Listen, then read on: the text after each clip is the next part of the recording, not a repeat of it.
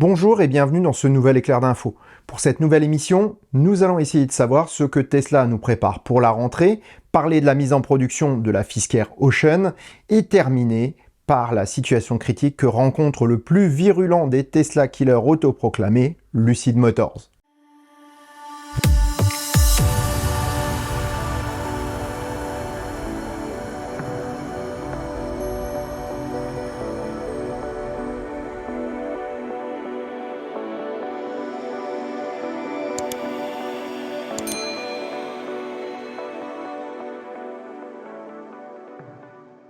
Le 4 août dernier, Tesla tenait son Texas Roundup, meeting annuel des actionnaires, dans ses nouveaux locaux d'Austin.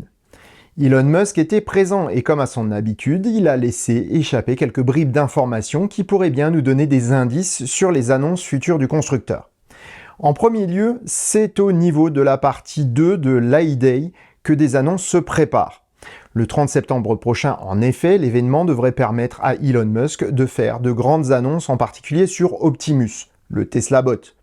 Le patron avait déjà teasé que le premier prototype du robot pourrait être présent et opérationnel ce jour-là. On s'attend pourtant à d'autres annonces, avec en particulier des annonces concernant Dojo, le super ordinateur de simulation, ainsi que sur le full self-driving des Tesla, qui doit arriver en Europe peu avant l'événement. La seconde nouvelle d'importance qu'on attend pour la rentrée est l'annonce de la prochaine Gigafactory. Tandis que Berlin et Austin démarrent tout juste et augmentent leur production jour après jour, une autre usine doit être annoncée pour 2023. D'ici 2030, c'est une dizaine d'autres unités que tease Elon Musk, pour un parc escompté en 2032 de plus de 100 millions de véhicules produits.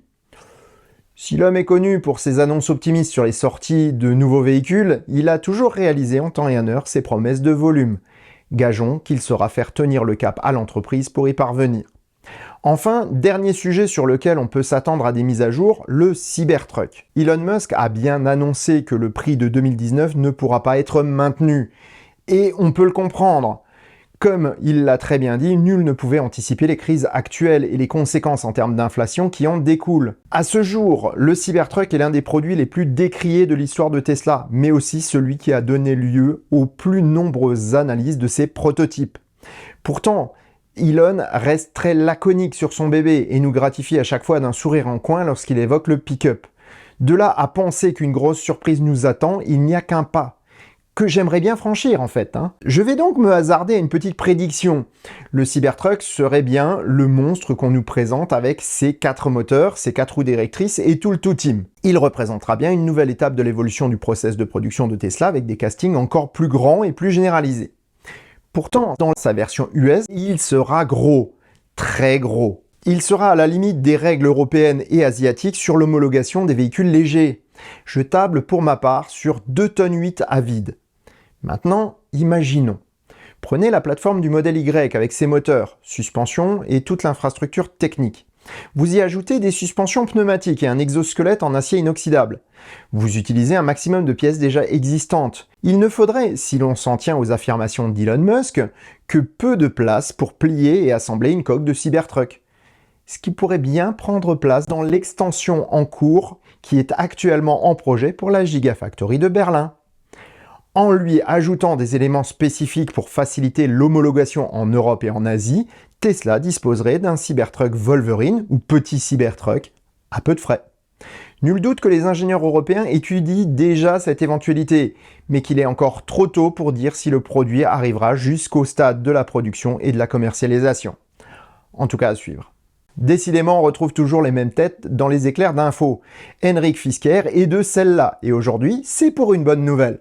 La Fisker Ocean est sur une bonne voie pour entrer en production fin d'année 2022, comme prévu. Le 30 juillet dernier, les équipes de Fisker annonçaient l'arrivée du premier véhicule de pré-production à Manhattan Beach, siège californien du constructeur. La voiture a été produite sur les lignes de l'usine autrichienne de Graz, et devrait subir toute une batterie de tests pour valider sa qualité. On pourrait s'étonner de faire traverser la moitié de la planète à une voiture de test, alors qu'on aurait pu la valider directement à l'usine.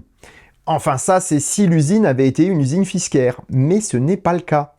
Contrairement à la première tentative infructueuse du Danois avec la Karma, le rôle de sa société ici n'est pas de développer ou produire un véhicule. Ce rôle est entièrement dévolu à son partenaire, l'équipementier Magna. Alors que les équipes de Fisker se limitent au design, tout le développement technique et industriel est fait chez l'équipementier. Pour simplifier les choses, c'est une plateforme technique standard qui est utilisée. Appelée plateforme intelligente à deux moteurs, ou plus pompeusement Intelligent Reach BEV Powertrain Solution, Magna propose une solution clé en main à Fisker. Conception et production, mais aussi maîtrise du développement et expertise technologique sont entre les mains de Magna. L'usine de Graz leur appartient et produisait d'autres véhicules jusqu'à présent, comme les Mercedes classe G, BMW Z4 ou Série 5, en passant par les Toyota Supra ou les Jaguar I et E-Pace. Vous pensiez que ces autos étaient de purs produits de l'expertise allemande, japonaise ou britannique? Non, pas vraiment, mais tout de même partiellement, puisque la conception de ces autos doit énormément à leur constructeur. Pour la Fisker, par contre, il n'en est rien. Comme la future voiture Sony, c'est une coque posée sur une plateforme préexistante et figée. Les équipes du designer se limitent donc au design, au marketing et à la commercialisation. Enfin, cette dernière partie reçoit également le concours de sociétés spécialisées, tout comme pour l'entretien qui sera sous-traité à l'enseigne Speedy dans notre pays. Cette configuration n'est pas nouvelle dans l'industrie automobile, mais jusqu'à présent, aucun constructeur n'avait autant délégué de tâches à des entreprises extérieures. Cela permet à Fisker de limiter les investissements tout en profitant d'infrastructures en place et bien rodées, ce qui explique que le projet Ocean soit dans les délais prévus. Pourtant, on peut se poser la question de la réelle originalité des produits issus d'une telle configuration. Entre une voiture Sony ou un Fisker Ocean ou toute autre voiture issue de cette même plateforme, on aura un goût de déjà-vu et forcément une perte d'originalité et d'innovation. Il n'y aura pas non plus d'évolutivité du produit sur le long terme, mais surtout aucune indépendance du constructeur par rapport à son produit. On a l'impression d'être en face d'un système d'exploitation type Android. On a une même base avec ses avantages et ses défauts, doublée d'une surcouche plus ou moins réussie. Personnellement, ça ne me fait pas vraiment envie, car on va voir de multiples constructeurs apparaître, ne vendant que de l'esthétique et du vent. La soupe de base étant toujours la même, avec un arrière-goût toujours identique. Si l'approche de Fisker est intéressante à suivre, en particulier car Stellantis est en train de prendre le même chemin en vendant toutes ses usines et ses centres techniques à des sous-traitants, elle s'oppose à celle nettement moins facile, mais autrement plus intéressante que celle adoptée par Tesla, Rivian ou Lucid Motors. Peter Rawlinson, patron de Lucid, aurait d'ailleurs fortement critiqué Fisker à ce sujet chez Barron's, site d'information financière, estimant qu'avoir un maximum de compétences en interne est essentiel pour un constructeur automobile. Les récents résultats de Lucid démontrent toutefois que c'est aussi bien plus risqué.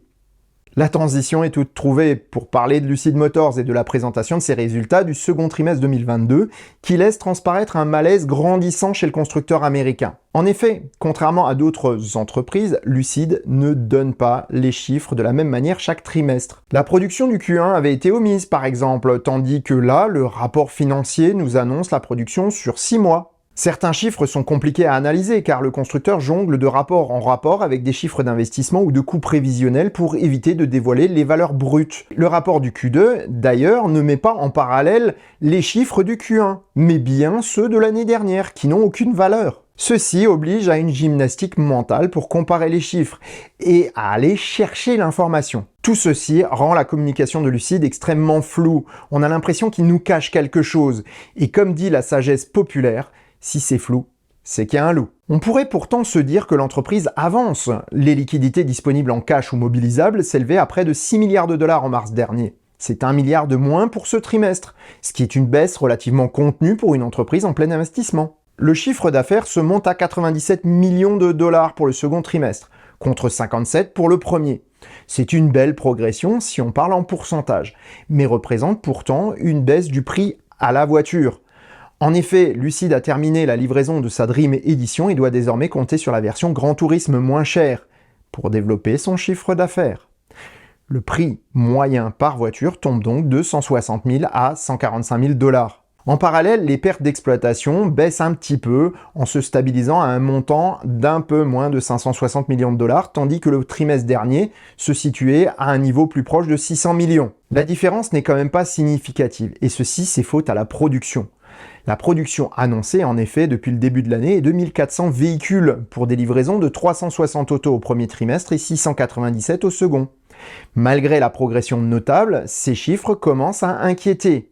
Tandis que Rivian parvient à produire plus de 7000 véhicules sur les 6 premiers mois de l'année, s'ouvrant une bonne voie vers la réalisation de ses objectifs de production de 25 000 R1 d'ici fin 2022, Lucid semble stagner à des niveaux extrêmement bas pour l'outil de production dont il dispose.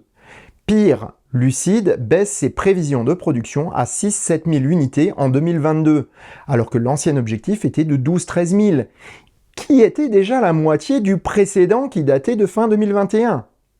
Il est désormais absolument certain que Lucid se trouve face à une situation qu'il n'avait pas anticipée. Dans sa volonté de battre Tesla sur le plan de la qualité et de la technologie, le constructeur a conçu une excellente voiture, certes, mais surtout une voiture compliquée à construire.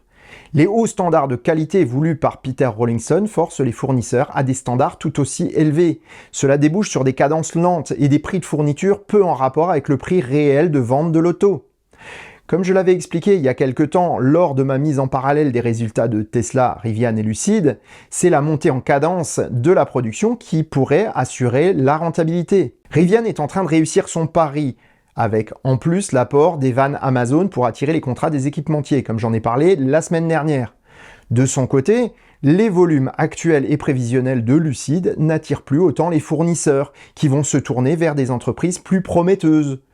De manière tout à fait logique, les partenaires qui avaient fait confiance à Lucid dans leurs estimations et ajustements liés à la situation actuelle sont fortement déçus. Tandis que Peter Rawlinson était un peu la caution de crédibilité de l'entreprise avec son passé chez Lotus ou Tesla, il semblerait que cela ne suffise plus à assurer les contrats de fourniture de matériel. Ainsi, depuis plusieurs mois maintenant, les rumeurs parlent de pièces achetées chez Amazon pour finir les voitures et d'employés de bureau se retrouvant sur les chaînes de production pour parvenir à sortir des voitures. Très peu de voitures. Si Lucid ne parvient pas très vite à augmenter sa production, il est clair que le destin de l'entreprise va se sceller rapidement, démontrant qu'il ne suffit pas de se proclamer meilleur que les autres pour réussir, en oubliant de prendre en compte tous les facteurs de la réussite. Voilà ironiquement ce qui s'appelle manquer de lucidité. Et sur ces bonnes paroles, je vous souhaite bonne route et vous dis à bientôt pour un prochain épisode du Choucroute Garage. Portez-vous bien, ciao.